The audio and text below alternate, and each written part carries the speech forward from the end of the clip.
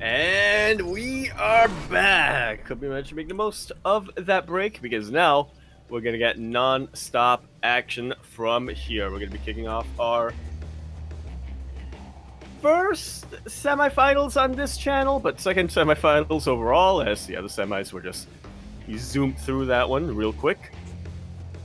But regardless, I'm going to be here with our final semifinals of the evening and potentially our last ZvP. We'll see. We'll see what goes on here as we kick it off now on Alcyone.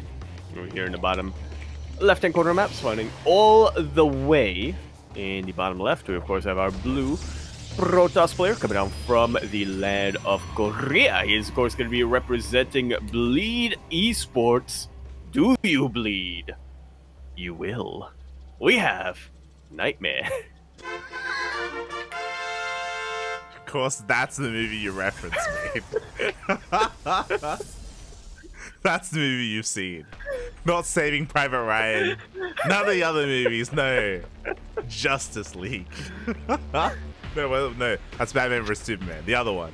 They're all the same. I feel like I have to defend myself. I haven't seen either of them. Okay. Well, that's a lie because I've seen YouTube poops of them.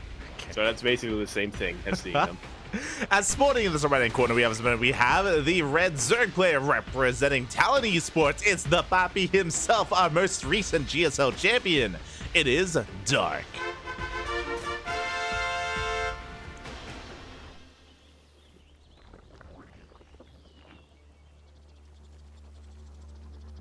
We go again. We just featured Dark in a different ZvP, but now he has another Protoss opponent. Another Protoss player rises up to the challenge, and NightMare has been on fire recently. You mentioned him earlier about how he has been improving, has been looking better and better in Sparkling Tuna Cup, and we all know that, mate, if you're a Sparkling Tuna Cup champion, you can take it all the way. You may as well be an ESL Open Cup Asia champion. Exactly. Sparkle. There you go. Yeah, you dazzle your opponents. You win Sparkling Tuna Cup. You're basically world champion material.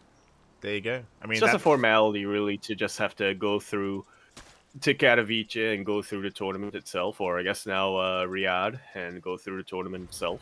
Mm-hmm. Oh yeah. It's a one and done, if you will.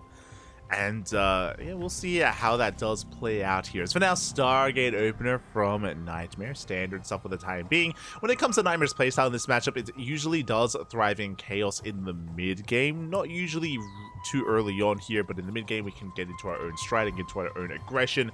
We saw that Lancer was keeping up with Dark for quite some time, but if you give Dark an inch, then he will take a mile. So again, that's just how terrifying he is as a player. That's the reason why he is our most recent champion. Yeah, I feel like a lot of other Zerg players might have ended up crumbling after their Roach all-in kind of fell on its face a little bit there. I say that, but he was still able to take out the 4th base at the very least. So yeah, it wasn't a one and done thing there for Dark. He was still able to get some damage, but he was fighting an uphill battle from then on. You know, Lancer had all the momentum behind him from that point forward, and he was making full use of that map control as well. But then Dark, he just chugged along, he survived. Eventually he found an opening, and he just went straight for it, full force. He was able to harness that Papi power, if you will, and get out of control. But we'll see how he can conduct himself here against NightMare as the first Void Ray has arrived. Does get an Overlord kill for the time being. Creep is spreading. We're loading into Alcyone. This time Dark does not rush into the goal base. The Void Ray is going to confirm this, looking for some more Overlord kills as well. And we'll keep an eye on Dark's drone count, because something we have to remember is that both in Game 1 and in Game 2 against Lancer, Dark did go for 3 base all-ins. He did, didn't he? Now, obviously, those were maps that were fairly conducive to go all in on, maps like Oceanborn and maps like Alcyone, so might be a map-dependent thing. Just because he went for an all-in on Alcyone doesn't mean he's going to go on for an all-in on Alcyone. True. Doesn't mean that Alcyone is one and the same. Exactly. Yeah, this is my Alcyone. There are many like it, but this one's mine. It sounds like you just want to say Akiane, Yakud. You just want to say the word. It's losing all meaning, Papi. What's going on? Hi. Well, that's the point, you know? There You gotta take power out of it. And behind this, speaking of power, we are powering up, getting into Blink +1, Gateway Explosion as well. Interesting. That is going to be 4 additional gateways on the way. It's going to be 6 in total for now. We have yet to take extra gases, and NightMare may choose to be the aggressor himself. We'll keep an eye on him. We'll see if he does take extra gases, then he should be working up towards a 4th base and further tech. Robo is on the way, and that is the first sign that we are going to be taking up. Yeah, going to be doing typical Protoss things here. A little bit of an earlier blink of +1 coming out from NightMare compared to Lancer, I do believe. But eventually, all things lead to road, and yeah, we are going to be getting into those disruptors and Colossus eventually, I do imagine. They lead to road? Hmm? They lead to Rhode Island? Did I say, yeah. Said all things lead to road. That's good. I guess true, kind of. I guess. Yeah? Yeah, you'll find a road eventually. Exactly. There you go. Just keep walking. Just keep in one walking. direction. It's advice if you ever get lost. As we're getting set up for another all-in. Yeah, he's knocking down the rocks, but Dark is droning. Okay, that's the big difference here. Dark is actually droning up more than 66. Is actually saturating the 4th base here up to 73. So 4 base saturation from Dark. NightMare likewise is taking up towards the 2nd Robo into a bay into double Robo Colossus production. So it looks like this time we're headed towards the mid game. And Dark is amassing an army, that is true, but does have the economy to allow himself to get into a longer game if need be. Yeah, it's just one of those situations, right, where you look at a game like this from Dark, where he is setting up for the mid-game, and if you're Lancer right now, you gotta be wondering, why couldn't he do this against me? True. Feels Lancer, man, as the stasis. Oh my god, massive stasis here on the Lings and on the Roaches. Very nicely done here by NightMare. Does pull away. Meanwhile, we can see the Dark is still mashing Lings. He's just making nothing but Lings behind this, rattling across the map. His goal here is to catch these Stalkers one way or another. Yeah, a lot of his units did get caught in stasis, but he still has plenty more where that came from, and it's maneuvering them around, just trying to go for flanks. Massive Baneling run-by now being set up outside that 4th base location, getting ready to go into the natural. Yeah, Banelings are set up. Baneling speed just now done as well, just in time for the run-by towards the natural or towards the 3rd base. There is a Void Ray in position, but 1 Void Ray is not going to be enough. Meanwhile, the Ling Roach is going to be distracting the main army of NightMare. Oh, the stasis ward doesn't finish up in time, will get taken out, and now Dark moving forward with everything. Banelings thankfully do not get into the mineral line. They do get caught out by all of these stalkers, but that 4th base is gonna fall. Yeah, the 4th base. No matter what, Dark's getting damage. Yeah, the 4th base goes down. Dark will back up at the same time that the army is distracted, and Lings this time they get into the mineral line. The Banelings may not have gotten much done, but the Lings they will. Yeah, who needs Banes, as they say, when you can send in your Lings and get 11 probe kills on top of that Nexus that you killed earlier on. There we go, 11 worker kills, the 4th base as well. Good damage here by Dark. Behind this, we're taking. Remember, we droned up earlier, which means we're getting up into a Hive. Infestation is done, Hive is on the way. This should be for Viper Tech, and this should be for eventually Lurker or even Ultra Tech. I'm curious, I believe there is no Hydrogen, and because of the melee upgrades, this would not be a bad moment for Dark to throw down something like an Ultra Cabin. Yeah, that's kind of the Dark that we know and love, right? The Dark who goes just straight up Lingbane into Ultras. A little bit of a different variant of all these Roaches, but hey, you know what? All things lead to road. we're gonna get into those Ultras. You're just saying words at this point. That's what speaking is, yeah. All roads lead to Ultras. Yes. Yeah. The Ultra Road. All lane. is road. Exactly. Yes. As Baileys are rolling towards the third base, Colossus are they're in position, and they do swipe away the Baileys, but we get it nonetheless. Probes are going down at the same time. We've knocked down the fourth base, and before we can even embrace the hype tech, the army is here. The army is here. The army is looking to trade, and so far Dark is getting a lot of value with these trades. Sure, the Storms are chipping away at those Lings, shaving off the Ling count, and is doing a good job keeping the army at bay. But these are losses that Dark wants to sustain in order to get into his Ultras. Exactly, and speaking of this, the Ultra Cavern, now that the hype is done, Ultra Cavern's on the way, Adrenal as well. We spoke about it, but this is the Dark that we know and love to embrace those Ultras, and again, he's just in such a good position. Dark has all the map control he could ever hope for, and he's just done so much economic damage. NightMare, he's still struggling to stand back up, and Dark, he's always there to knock him back down. But he gets up again. He does. Can't keep him down. He's like Rocky.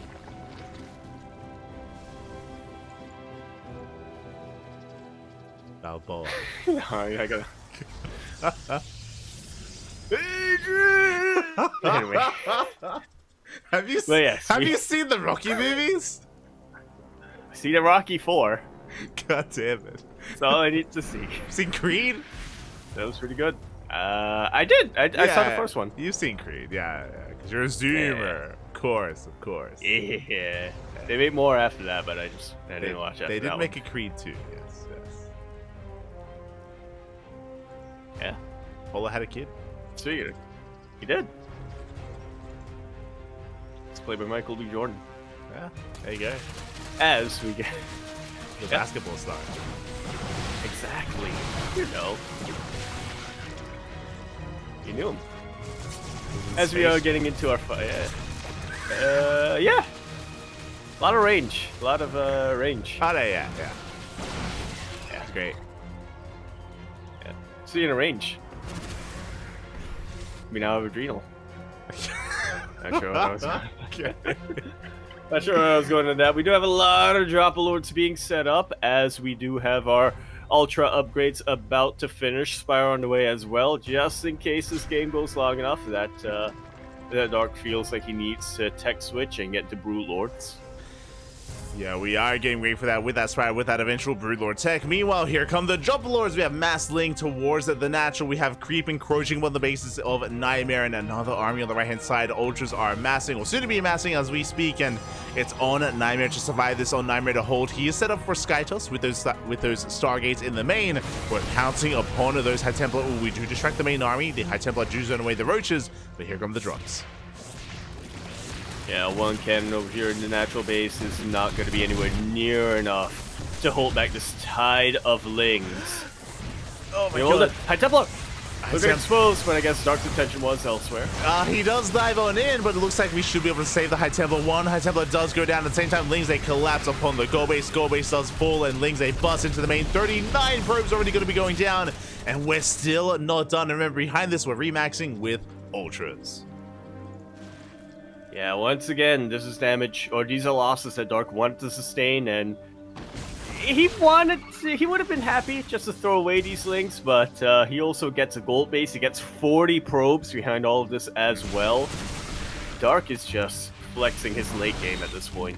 Oh yeah, Dark is all over NightMare right now, and sure, we have carries, and sure, Lingbane Ultra doesn't shoot up, but there's still plenty on the ground that it does shoot, and there's still plenty of value to be taken here. As once again, we shut down the gold, we deny all the side defense, and NightMare has just been perpetually contained to this 4-base setup the entire game.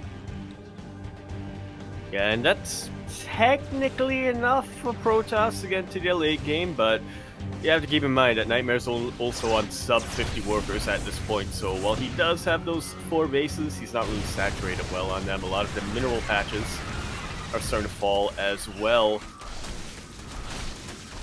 Exactly. I believe the end. I believe the carriers were spotted, but I mean, we have the Spire, so we can invest into Corruptor if need be. NightMare can try to stabilize, and NightMare is maxing out. Now, you just mentioned something important here. NightMare, he's on a low probe count. What does that mean? That means that there's no bank, but it also means that NightMare is super maxed. NightMare does have a much higher army supply. He has a much more efficient army. There is a chance where if Dark takes a bad trade, then that can trigger a counterattack, and NightMare can just go all in and go for the kill. It's going to be the only real option here for NightMare. Indeed, it is, but that's also very highly reliant on a lot of things going his way, right? As, I mean, I'm just looking at Dark's bank right now. I'm looking at the minimap and how many hatcheries he does have. If the trade is even, if the trade is even, Dark's just going to remax and attack. If the trade is only slightly in NightMare's favor, Dark can still remax and smash the remnants of NightMare's army from there. NightMare needs to win a decisive engagement and have enough supply left over to keep that push going. And we'll see if he can pull that off. Again, it is still possible here for NightMare. Alas, we see Dark still being active. Stage Trap is going to be going off. We don't quite engage with the main forces. Dark is going to be retreating here, getting a second Spire, double Lurker Den as well. Dark is teching. Which means he recognizes that the army that he's working with isn't really ideal. We mentioned before, Dark literally has 0 anti-air outside of the Ravagers and Queens. Yeah, and you don't want to be ferrying those Queens across the map at this point. 12 Hydras now on the way. I'm not sure how I feel about the Hydras compared to the Corruptors. I think Dark actually just straight up forgot that he had a Spire already because he made a second one. Yeah, I believe that's making any Corruptors. Yeah, it's gonna be double Spire for double upgrades. So it looks like he doesn't want to make any Corruptors until he actually has some solid upgrades on them. Because right now they would be 0/0 Corruptors. So that means we're in for a long one. I see. Yeah, it means that Dark, he's gonna wait until he's actually got some good upgrades before investing, which means NightMare, he takes the gold and is taking another base. And even though Dark has been in control of this game for a long time, like, we got a ways to go.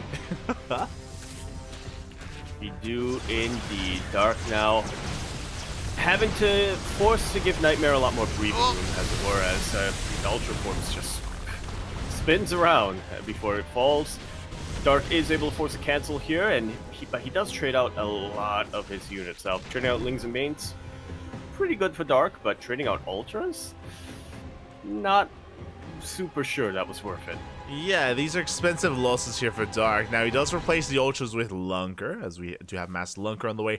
There we go. Corruptor production has now begun for Dark. He is refining his army, that is true, but he has a ways to go before he gets into the ideal. Meanwhile, NightMare, he's been working on his ideal army this entire time, building on more carriers, should be working towards a mothership soon. We have Archons, we have Storm, we have even a Colossus in the mix as well, so yeah, this is still anyone's game here. I want to give the edge to Dark just because he can rebuild and he can remax, but again, NightMare has such an efficient army. I say that Lings, they come in once again.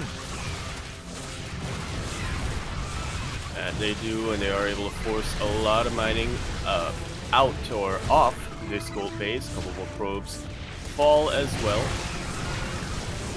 NightMare already working at a low economy, and now it's even lower at this point. I like how you pointed out that Dark has the edge, but NightMare still has a very efficient army. It feels like NightMare has more advantages, but NightMare may end up just having the one advantage that matters.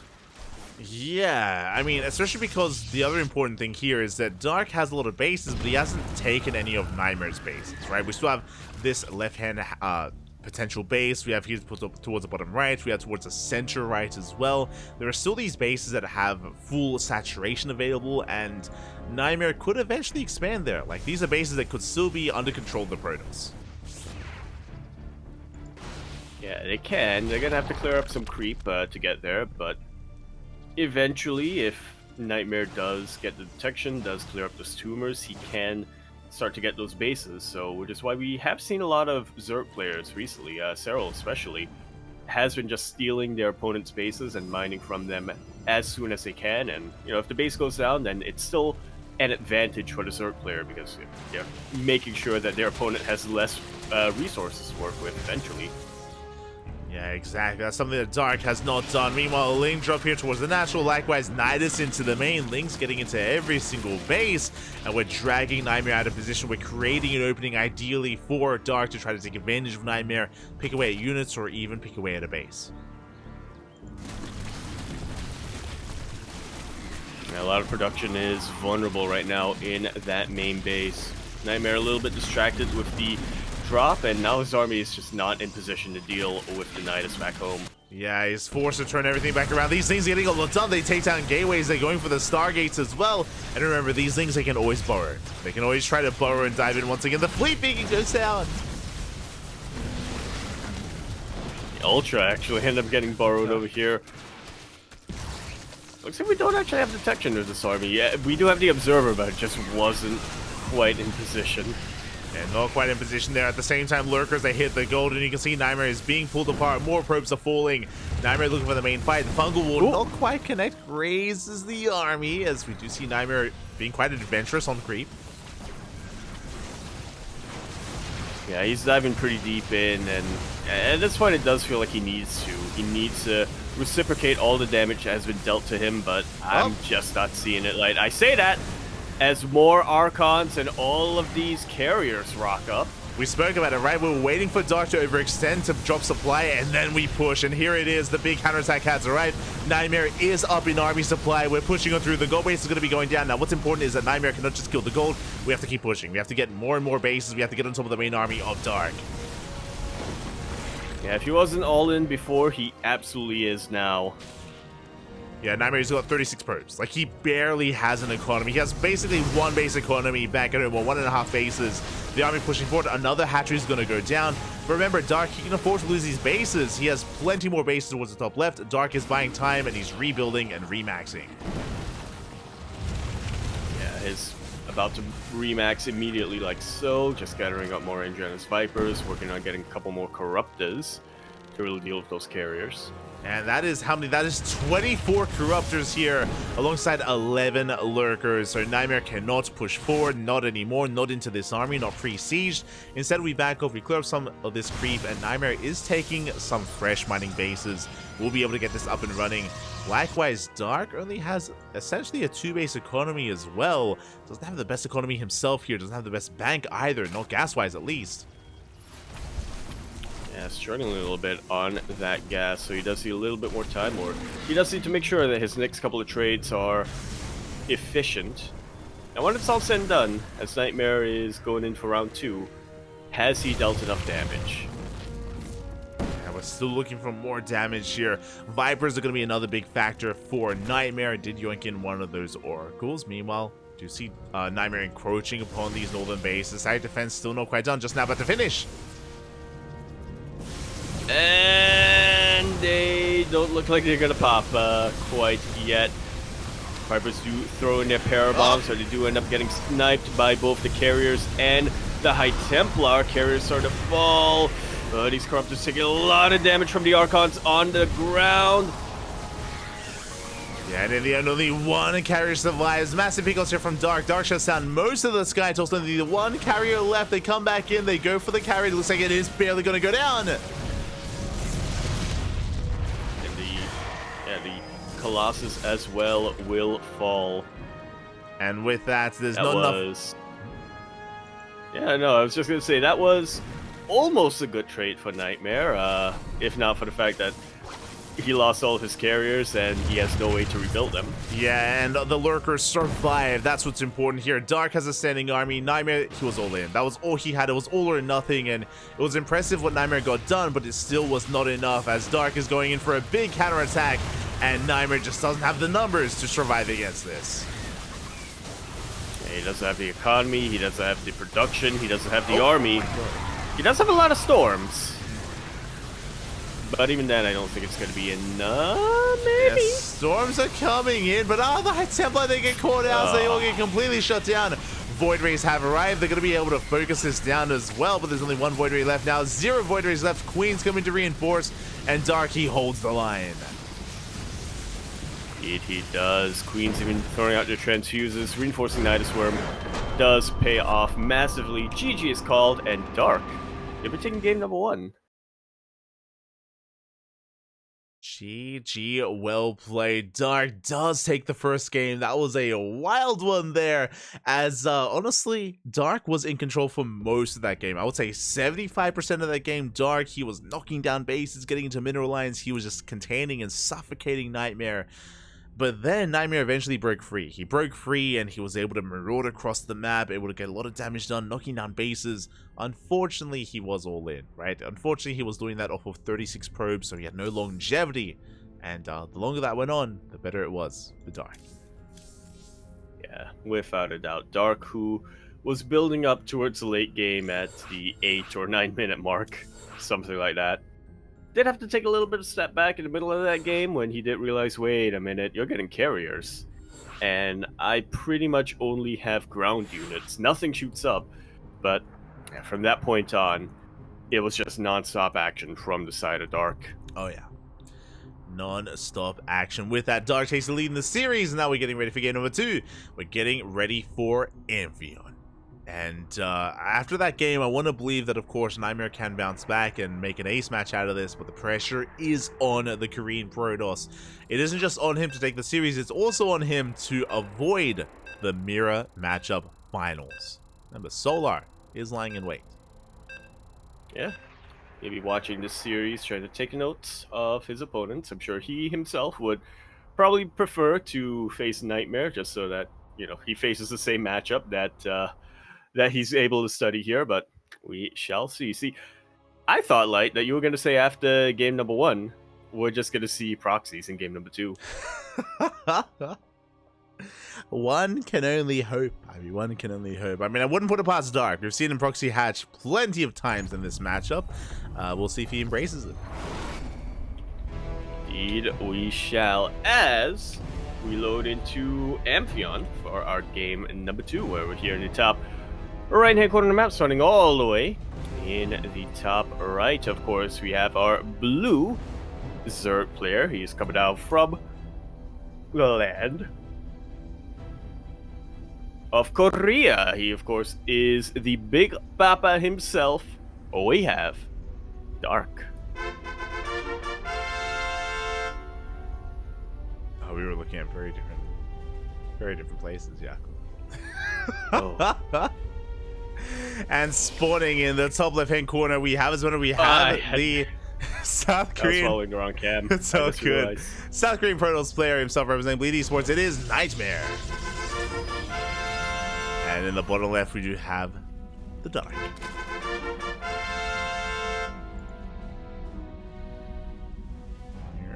Wait, no, I was holding the right camera. My brain was following the wrong information. My brain was just feeding me the wrong information. Were we looking at top left and you were just introducing Dark? I think I was. Yeah, I think that was what happened. Yeah. I don't... Let's go. It's been a good... Well, how did we sleep today? Long broadcast. How do we sleep today? What happened? Legit, I actually slept less. Oh, no. I did legitimately sleep fewer hours last night. Yeah, me too. It's all good. Hey, we're almost at the end, man. You can make it, man. Yeah. You can make it. Make it together. Yeah. How many Pokeballs did you get in your set? Not many, because it's the start of the week, so. Got a new Snorlax that hasn't been fed that much, so. You have to feed him. Make sure he doesn't Got starve. that many. Yeah, you gotta feed the Snorlax. That's a good reminder. He does eat a lot. He does. For those curious, Yaku he does use Poke Sleep to help with the sleep. Yeah, Pokemon Sleep. It doesn't really help with the sleep itself. It just reminds me how much of a degen I am. Ah, okay. It just quantifies quantifies my degen. Okay. It validates your degen is what it does. It's good. I'm not sure if validate is the right word. I mean, it tells me. Yeah. This it gave me an F grade for the past week of sleep. So. Oh no. Not like this. How does it know when you wake up? Do you have to like press a button to let it know that you turn it off? Yeah, you turn it off when you wake up. But also, it's like, it's weird. It has this kind of like tracking thing where it's like based on, it uses the mic somehow to tell if you're asleep, to tell whether or not you're asleep or you're dead. The microphone stays on and it like calls like 911 if it notices that you just stop breathing. It notifies like medical services in the area. Yeah, there you go. It's good. There you go. Technology. The future is here with poker sleep. Okay, it's good. Like pops up a notification like Nurse Joy is on the way. Like, we got you. Yeah. We'll spray you with that full restore, yeah? Yeah, there you go. Yo, it took a long time for me to realize that was a spray. Because I think for the first time in Generation 3 it shows you like an image of it, like in game. Like before that it was just text. See. So you'd see an image. Yeah, no, it's just called potion. Yeah. And I was like, the hell is that? What's going on? It's yeah, you drink a potion. Yeah. And then eventually, I think in the anime, they show it. I think eventually. Maybe. Yeah. Do they use full restores in the anime? Is that a thing? I don't think they do. Oracle goes down. I don't really watch that much of the anime. Yeah, the Oracle goes down, and the other one will end up surviving. That's gonna be the end of the Oracle. So as NightMare did build a Phoenix behind this just to clear up Overlords. Yeah, this is a rough start for NightMare. I mean, he did get 7 drone kills for 1 Oracle, which is an okay trade, but we all know that Oracles, they gain value over time, so the Stargate opener for NightMare has been a little bit lackluster. Behind this, we're getting into our Forge, our Twilight Council, getting into our Plus One and Blink transition, I would imagine. We could also go into Charge, that's also viable. We keep an eye on NightMare, but so far the Oracle, oh my god, the harass has been less than ideal as the second Oracle goes down. Like so. As you were saying, Oracles, they are units that build up, they scale very well over time, they have a lot of utility as we get into the late game, and now we don't have any of that. Now, obviously, NightMare could go back into rebuilding his Oracles, but he did go for a build that very specifically, you stop making Oracles after the initial 2. He is ideally going to be using his resources now to just build more gateways, more production, and more gateway units. He doesn't really want to spend that additional 150 minerals, 100 gas on building units that should be alive. Yeah, exactly. Like, you don't want to be coming back into that Oracle production, and we'll keep an eye on NightMare to see how aggressive he wants to be. For now, he's just only on 5 gates, so nothing too major here from NightMare. We'll see if he takes extra gases. There we go, Robo's on the way. He should be working towards that next step. Once again, working towards the mid-game. Meanwhile, Dark, we are rushing to a very fast infestation pit. Yeah, I mean, he knows he has the map control, right? He knows that he's going to be pretty safe for the time being, especially after those Oracles got shut down, so he might as well get into his late game now. The Nidus Worm is getting prepared. I was going to say, are we feeling Swarm Host? We are. We have a Nidus Worm on the way. So Swarm Host Nidus here from Dark. I am a little bit concerned for him. So usually this works really well against charge lot based compositions. Against Blink Stalkers, this is risky. The reason why is because Blink Stalkers are that much more mobile. They can keep up and shut down Nidus Worms and Swarm Host that much faster. But this map specifically has a very cheeky location. You can see here with the Ling, because of the SimCity, because of the terrain, we can't actually deny this Nidus. Like, it's gonna get up. Yeah, it's gonna get up. NightMare does get eyes on this, but like you said, there's no way for him to really deny this. He could try to blink across the mineral wall, I suppose, but that's in itself still a bit of a risk, as you see right now. Yeah, as Locust trade very well against Stalkers. Yeah, as they rotate towards the left hand side, we have Lynx here on the right to try to shut down the 4th. Alas, Stalkers are in position. So far, so good. So far, we do shut down the first Locust wave. We don't actually get that much done. Nice response here out of NightMare. At the same time, another Nidus Storm towards the right hand side. Can we knock down the base? So far, Darky has not done enough with these Swarm Hosts. That he has not. They have not paid for themselves just yet. Swarm hosts are not necessarily the most expensive unit, but if you don't get any damage on them, you are if you don't get any damage with them, you are just wasting your resources because they're not really good in a sustained fight or in an engagement. Yeah, things can really turn south very quickly here if you're heavily reliant on these swarm hosts and if they're not getting damage done. Meanwhile, they do go for the fourth, and the cannons are going down, shield barriers are going down, the Nexus as well, the base should fall. Yeah, I mean, it's gotta with these Ling reinforcements coming down. Does get taken out. We see another Nidus pop up in the middle of the map, but NightMare is on top of things to take it out. Does have to sacrifice that fourth base, though. The base does fall. Behind this, we're getting ready for Sky Toss. Fleet Beacons on the way. This should be for another Stargate to get into those Void Rays, into Tempest, into Carrier production. We'll see if we can get there. For now, NightMare is looking to stabilize. Meanwhile, Dark has maxed out. Yeah, keep in mind, though, he's maxed out with Swarm Hosts, so maybe not the most efficient army here for Zerg. Ooh, as the Swarm Hosts almost get caught out, the Nidus Storm is going to be shut down. Locust Wave does come in, and we have to respect the Locust Wave, but when it does run out, then NightMare can pounce. Yeah, I gotta appreciate this from Dark, though. He is kind of staggering his Locust Waves, making sure that he doesn't, blow his entire stack at once. Yeah, exactly. He does stagger them, but the Locust Wave is going to be cleaned up. The Leagues as well. Roaches, they come in from behind. Nidus Storm does finish up, so it does allow the army to evacuate. Again, NightMare is still holding his own and hasn't sustained too much damage outside of losing the fourth, which is pretty big. I mean, this fourth base has been denied time and time and time again. NightMare needs the expansion. Yeah, especially since he's transitioning right now. He did get his fleet beacon. He's working on that mothership right now, so he needs that 4-base economy to really sustain all of this production. Does need it as a Locust Wave does arrive once again, going for the fourth Nexus. Colossus are in position. Roaches, they come in from left-hand side. Nice force field, but it looks like we are straight for the base. Yeah, these Colossus do a lot, but that's just way too much damage stacked on top of each other. The Roaches do dip into the natural base. We'll be able to take out one Colossus, so very good trade here from Dark. Yeah, takes down the Colossus, takes down a Sentry, but it looks like we do get caught out, so not bad force fields from NightMare, but as we bleed out Roaches, we replace them with Hydras. We're getting ready for a Lurker transition, so nicely done here by Dark, just getting out of those Roaches into a more refined army. We'll see if we can get there, as again, NightMare's still being very active. I appreciate that he's been able to catch most of these Nidus Storms. Most is not all, though. Yeah, it's a very important differentiator.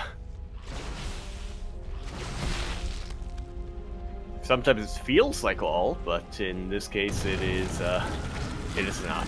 Yeah, as the Nidus Storm does complete, Locust or the Stormhost have arrived once again. They can threaten the main, they can threaten the natural.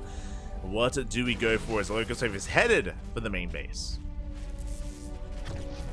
Yeah, I'm not quite sure what the main priority here for the Locust will be, but okay, here we go. Just pick off whatever production that he can. Very clutch use of the cloak coming out here from the mothership, though. Yeah. Probes will end up falling, but the production stays completely intact. Yeah, the production and the tech, we save +3, so very nice use here from NightMare.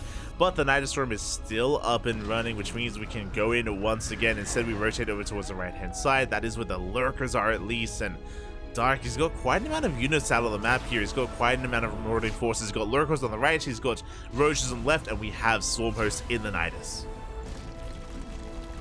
Yeah, just waiting for the opportunity to pounce, waiting for to see what the right location to throw out their Locust Waves are.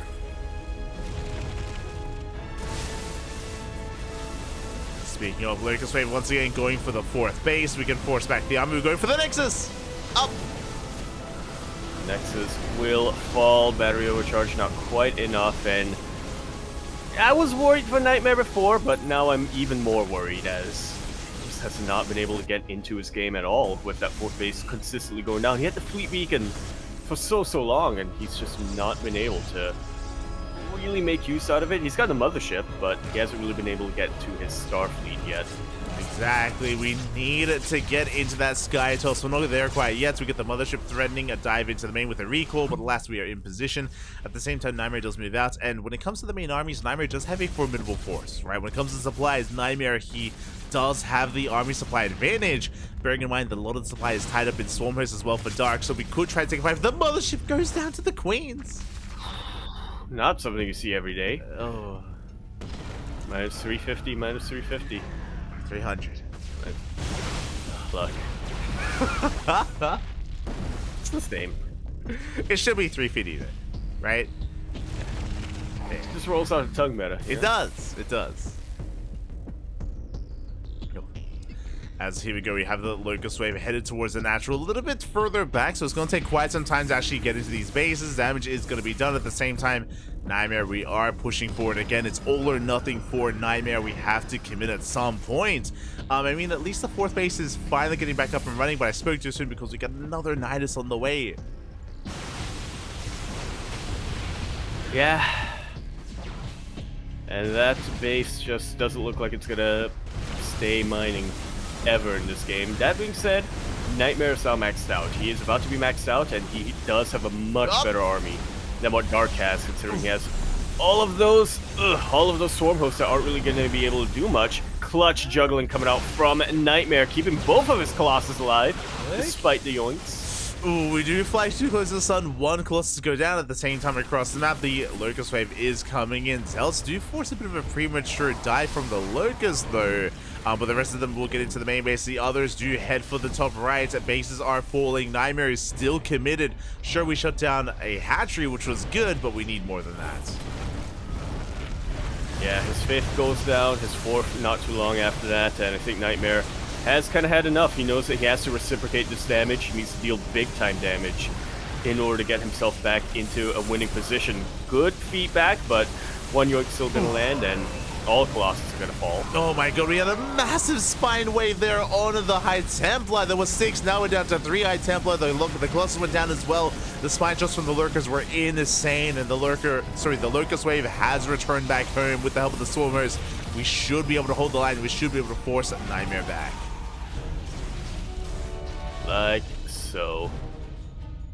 NightMare perhaps underestimating the sheer amount of lurkers that Dark had over there, because he did blink in and lose the majority of his stalker force. Yeah, he just lost a little bit too much, and again, he still just cannot expand because both bases went down across the map. We just perpetually are contained to 3 bases, and again, we're running out of money, we're running out of resources, a few patches to work with here on this 3-base setup, and NightMare can no longer remax. We're stuck at sub 150 supply. Which, fun fact, is less than 200. True. That's math. Math. Yeah, NightMare has a decently potent force, but Dark is maxed. He is super maxed, as he lost a couple of his workers earlier on, so he has a massive army. Almost 3... He has more than 100 supply ahead of NightMare when it comes to the army supply. It does have the supply lead. Meanwhile, Lucas maybe gets across once again, and once again the base. How many Nexuses have we killed this game? Checking the units lost, have 6 Nexi have fallen throughout the course of this game. That is an insane amount of bases going down. I believe most of them were that 4. Yeah. 1 time the 5th. 5 times the 4th. Yeah, I think so. That's out. In my recollection, that's more bases than I normally make in a game. Yeah. 5 times 4. Yeah. 20. That's math. Wait, 5. Yeah. 20, yeah. There we go, as we do once again get into the natural, and it's just been such an awful battle here for NightMare. I mean, he was able to hold his own for some time, but the fact that we denied the 4th race, the fact that we denied any economy, GG gets called. Dark will take the 2-0, and we will have a ZvZ finals.